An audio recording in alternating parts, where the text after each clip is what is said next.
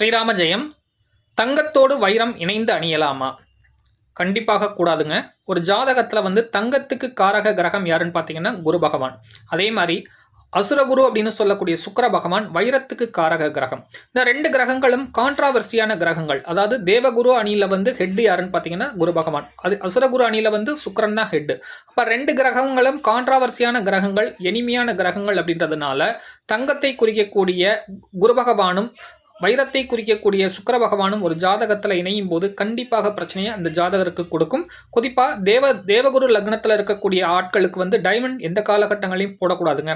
இந்த அமைப்புகளில் தங்கத்தோடு வைரம் இணைந்து அணிஞ்சிங்கன்னா அது உங்களுக்கு கண்டிப்பாக பிரச்சனையை கொடுக்கும் அப்படின்றதுனால அதை அவாய்ட் பண்ணுறது நல்லது. ஒருவேளை நீங்கள் டைமண்ட் போடணும்னு ஆசைப்பட்டீங்கன்னா அதை வெள்ளியில் வச்சு போட்டுக்குங்க. அது உங்களுடைய விருப்பம் தான். ஸோ அந்த மாதிரி தங்கத்தோடு வைரம் வச்சு போடுறது கண்டிப்பாக பிரச்சனையை கொடுக்கும் அப்படின்றதுனால அதை அவாய்ட் பண்ணுங்க.